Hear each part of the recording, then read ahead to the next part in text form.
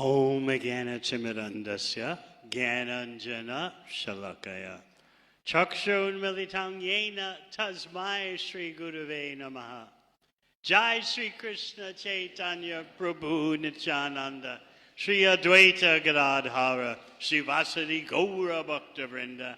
Hare Krishna, Krishna Krishna, Hare Hare, Hare Rama, Rama Rama, Hare Hare.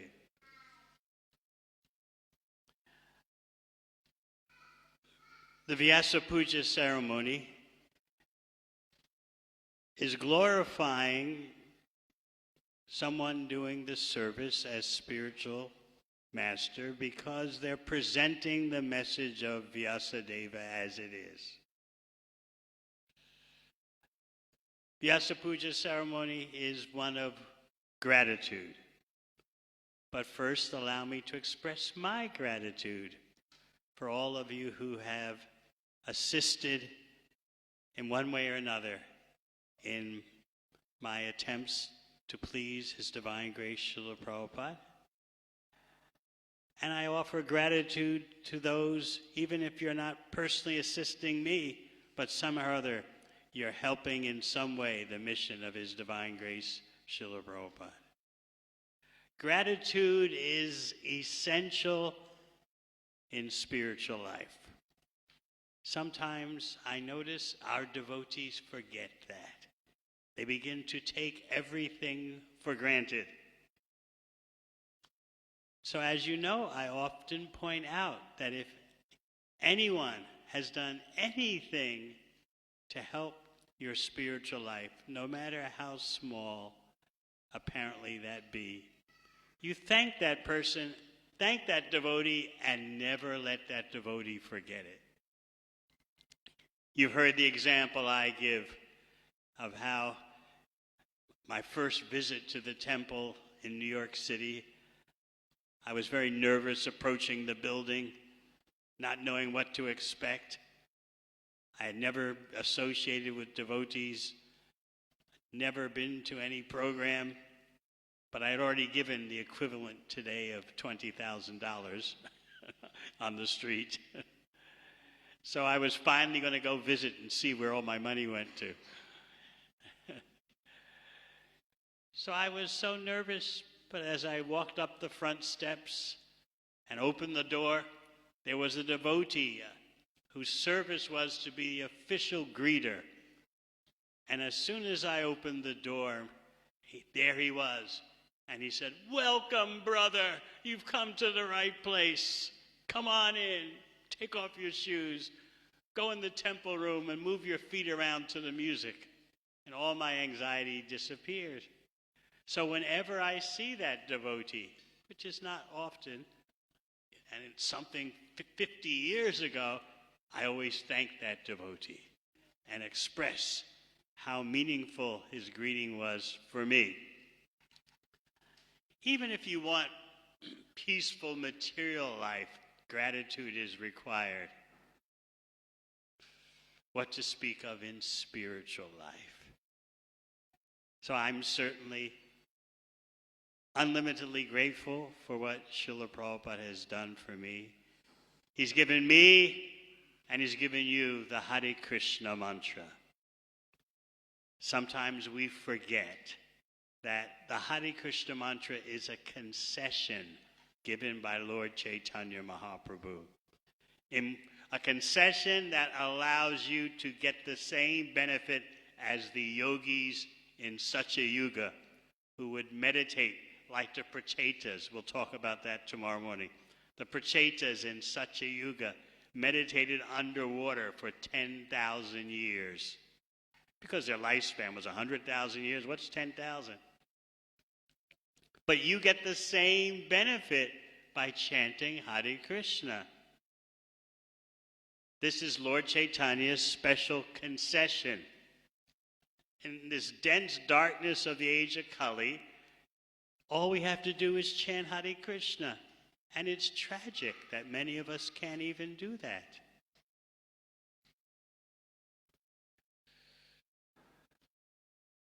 The more we feel gratitude the more our spiritual heart expands. But sometimes we're afraid of showing gratitude because that means we become indebted. And in the Western so-called civilization, you're not supposed to feel indebted to anyone or obligated to anyone. Of course, even from the material point of view, you can't have a human society intact in which no one feels any commitment, any obligation, no sense of indebtedness. In Vedic culture, you may know the verse from the 11th canto of Srimad Bhagavatam, Devarshi Bhutaptarnyanam Patrinam. In a normal civilization, someone feels indebted, number one, to the demigods. Number two, to the rishis, to the sages. Number three, to living entities in general, because animals and even the bumblebees help human beings by pollinating flowers. So you're indebted. And then what to speak of? Relatives, family. Of course, for many these days, family life has been a painful experience. But in a real human society, someone feels indebted. I was speaking to some young men from India studying in Adelaide, Australia. And they're coming along in bhakti. And so as part of my responsibility, I was urging them onward. And they told me how, although they're in their late 20s and they're studying master's degree in computer science, they are marrying on the request and arrangement of their parents. A Westerner cannot conceive of that. Why should my parents dictate who I should marry? I'm an adult. But they feel so indebted to their parents. They feel so grateful for the care of the parents that they do that. Whereas in the Wild West, what would someone say? Who I'm with, whom I'm going with is my business. What do my parents have to do with it? So it'll be very interesting to see how it's possible for a so-called civilization without duty and commitment. How can it proceed? Any kind of relationship today, you don't find any sense of duty or obligation. Family obligations, marriage obligations, what to speak of guru-disciple obligations. Yes, I took initiation 3 years ago, but that was different. That was back then. So this is the number one killer of spiritual life, which leads to then offenses. Because when we neglect the instructions of the spiritual master, which come in the form of the Bhakti Lata Bij, the seed of the creeper of devotion. That seed means the methodologies, the bhakti, applied spiritual technology, the processes of devotion.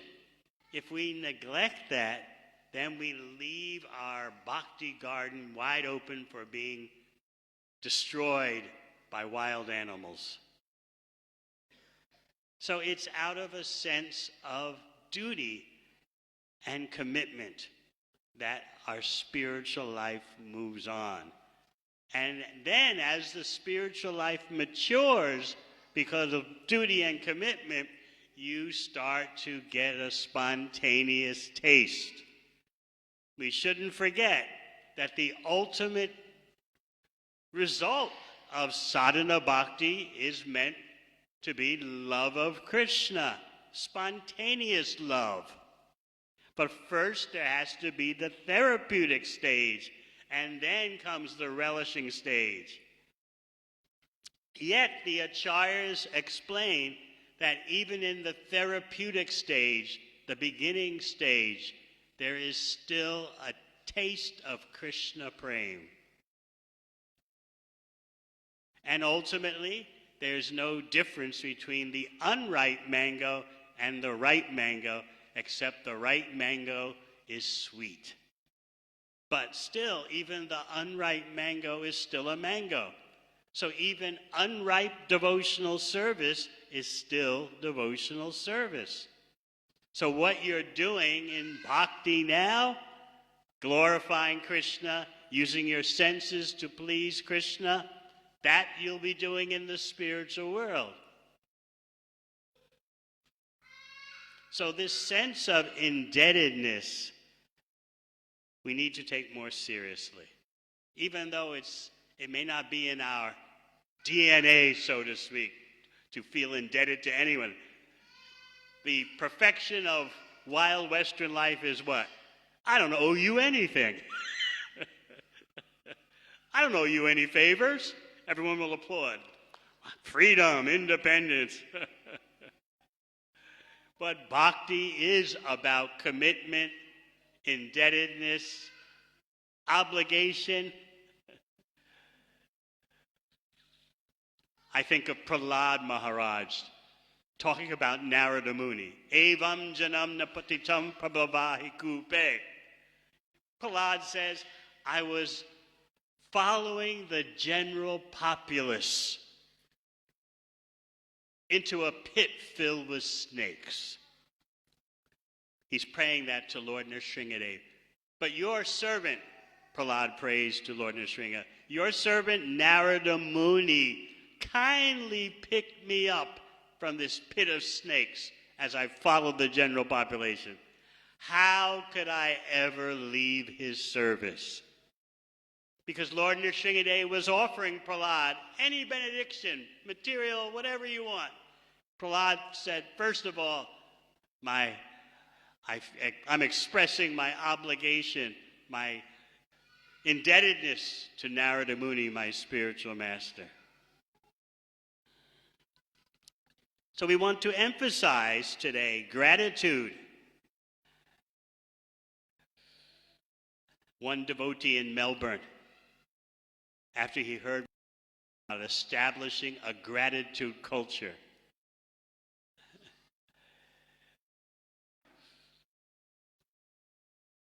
he told me that the next day I complimented my wife on her cooking. She was astonished. And I did it again the next day, and the next day. After 3 days, both of them, they were scheduled to see me, the husband and wife. And the wife just looked at me and said, I don't know what happened to him. I've never experienced this before. Gratitude. Another time, at the New Govardhan farm in Murwillumbah, Australia, I had to go to one householder's house to pick up lunch. I wasn't going to have it there because it was just the lady of the house. And so I just went to the door to receive the lunch and go away. But I just happened to look in the living room from the doorway. And I told her, oh, your house looks so clean. She burst out crying. I said, oh my God, what did I do? It's tough being a Swami. You never know what to say, what not to say. So then she saw that I was bewildered, as most unmarried men would be when a lady cries. You get bewildered. And she explained, for 20 years, I've worked so hard cleaning my house, and my husband never notices, never says anything. You're the first one I've ever heard who praises me for having a clean house. So even in our daily dealings, gratitude is so important. What to speak of spiritual dealings. So if we can establish a gratitude culture and not become insensitive and dull, Sometimes because we say we're devotees, we use that as an excuse not to be caring, sensitive, grateful. I don't need to say anything to you. You're a devotee, I'm a devotee. Let's just serve Krishna. So if there's one thing I can emphasize today, besides the sense of indebtedness, we should become comfortable with that sense of indebtedness. What we owe to our spiritual master, what we owe to the association of devotees in general, what we owe, of course, to Srila Prabhupada. As I wrote in my Vyasa Puja offering to Srila Prabhupada, I shake and shudder to think what my life would have been like without encountering Srila Prabhupada's mercy. I was definitely following the general populace down the pit into the snakes. As Prahlad Maharaj said, but Srila Prabhupada kindly picked me up. How could I leave his service? So indebtedness is important. It's not a bad thing to feel you owe someone. The illusion of Western life is, don't do me any favors. I don't want to feel indebted to you.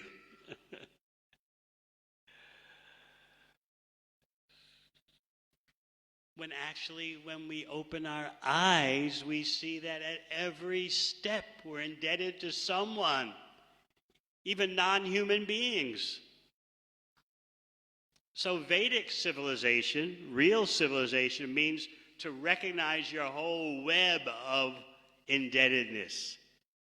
Demigods, bumblebees, family, sadhus, sages, human society.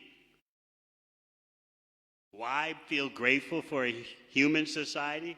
That's if you have a normal human society that provides the spiritual benefits as well as the material necessities. It's questionable whether you have even a society today that provides material necessities. Material necessities begin with no anxiety. And in case you haven't noticed, today is on anxiety overload. Just like, Thursday, a few days ago, was Earthquake Awareness Day in New Zealand. That's anxiety. You look all around the world, you see violence erupting, ethnic hatred, horrible crimes, civilians suffering.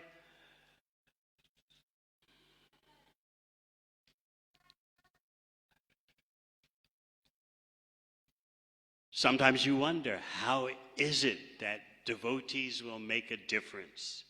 We can begin to make a difference among ourselves, first of all, by expressing gratitude. Even to someone you don't agree with, whether within your own household, within your own marriage, within your own temple, within your enclave of devotees, find something to be grateful for.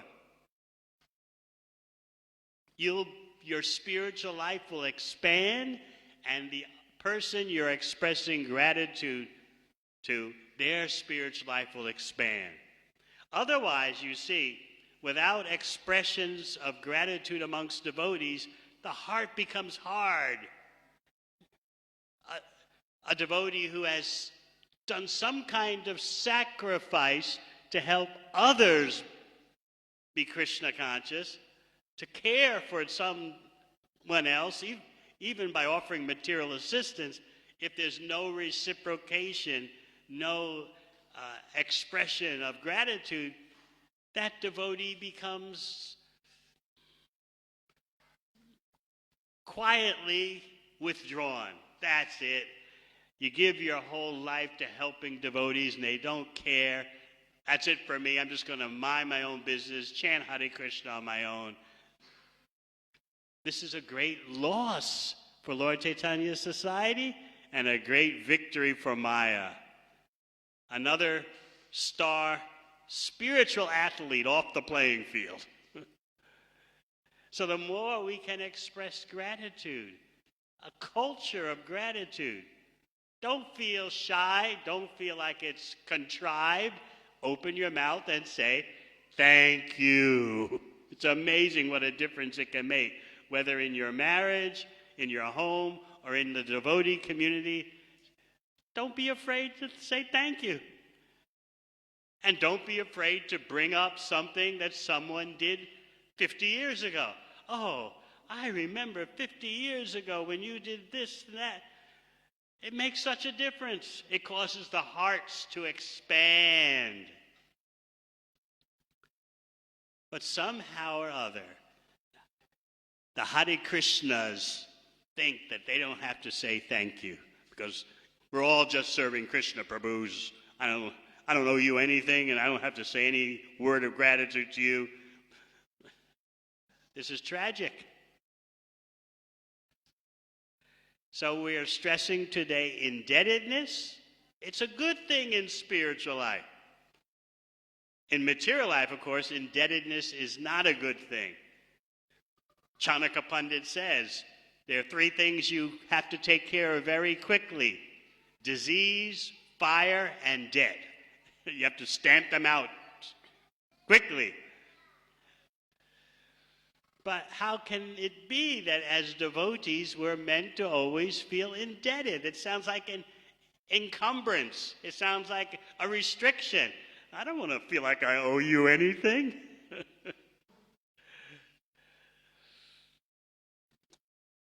This is material conditioning. So Prahlad Maharaj, the other great acharyas mentioned in Srimad Bhagavatam, are always expressing gratitude.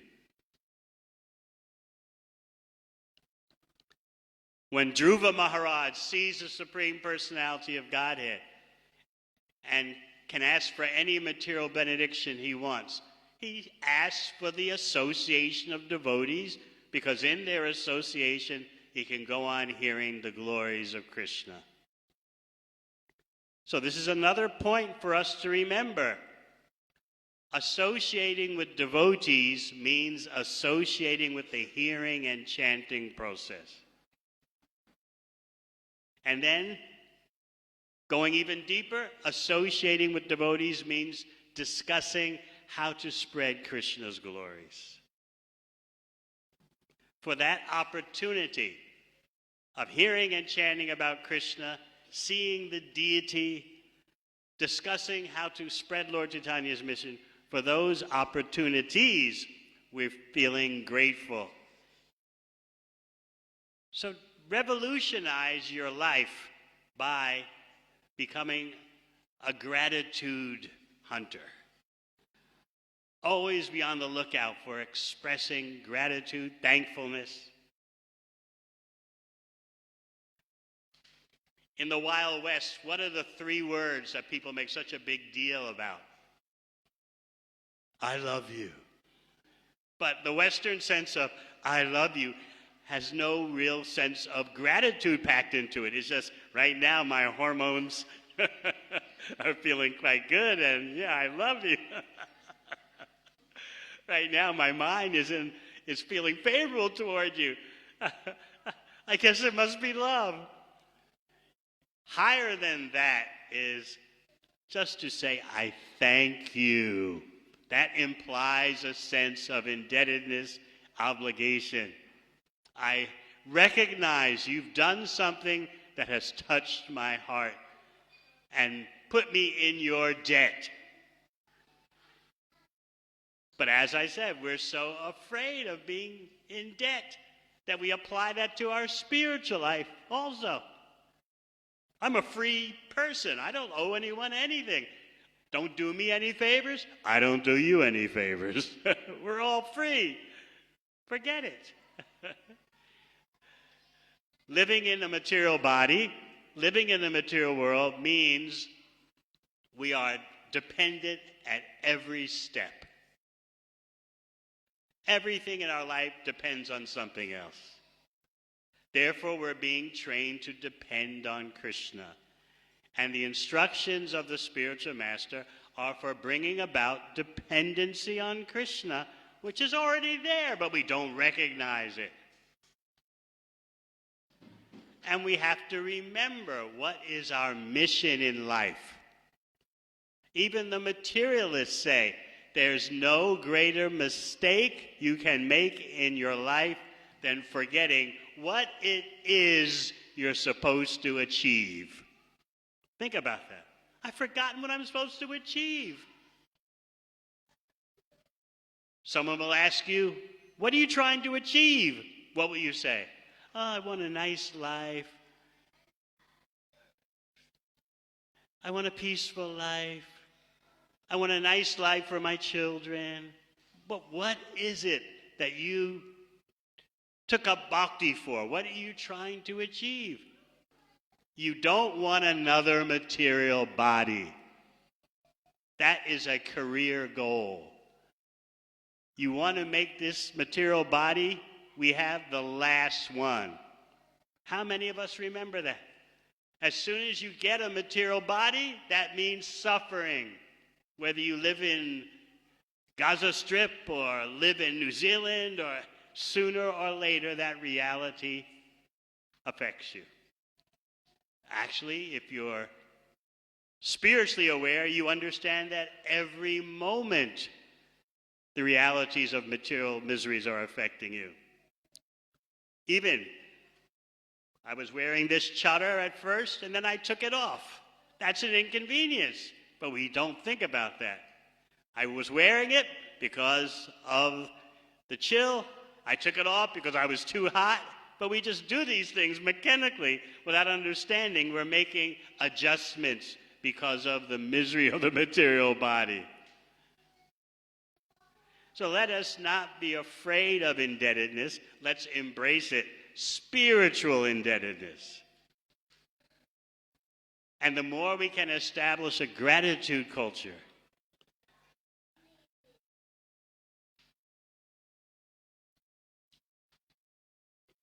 in the material world, if you express yourself in any kind of way, you're said to be creative. You're urged, just express yourself.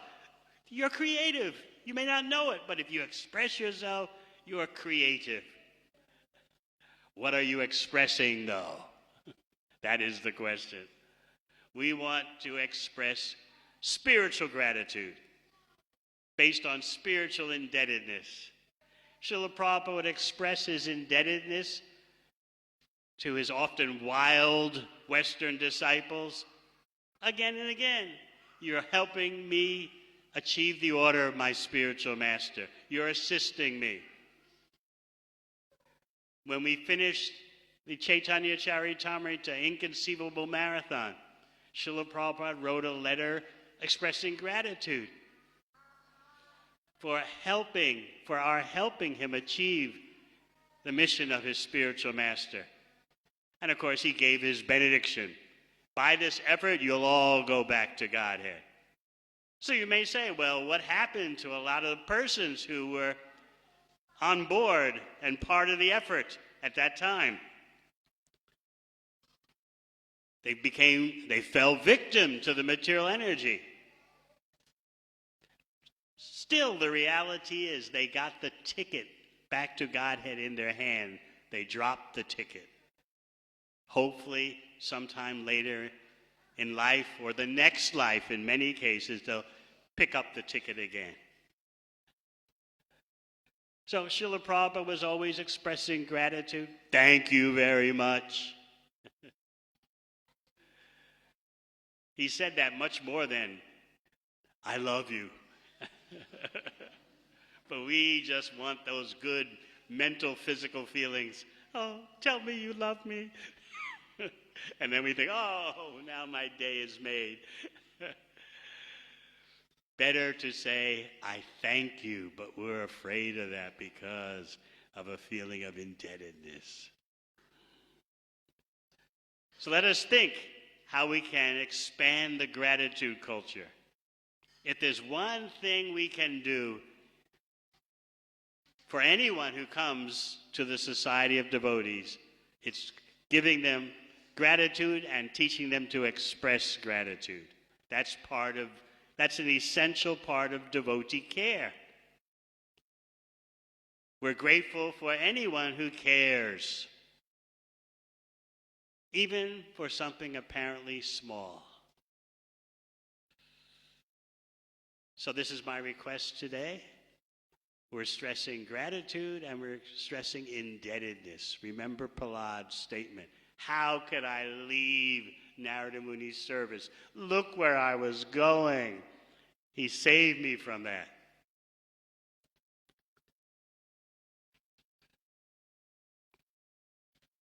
When Srila Prabhupada, and this is the last point, when he was leaving California to go back to India because of his health. This was in the very early days of the ISKCON Society. And there were just a few centers, 2nd Avenue, New York, Haight-Ashbury, San Francisco, wild hippie places, and maybe Montreal, Canada. And so, as Prabhupada was leaving, and devotees didn't know if he would return. He was that ill. And so one devotee asked him, is there someone else, do you know someone else that could be sent in your place to help us grow spiritually? And Prabhupada showed tears in his eyes and then told them, my spiritual master is special. He saved me. So that is something for us to think about in our quest for gratitude and our quest for showing gratitude and our developing a deeper sense of indebtedness. On the way to Krishna, our goal is love of Krishna. How can there be love of Krishna if we don't take Lord Chaitanya's concession, chant the Hare Krishna mantra?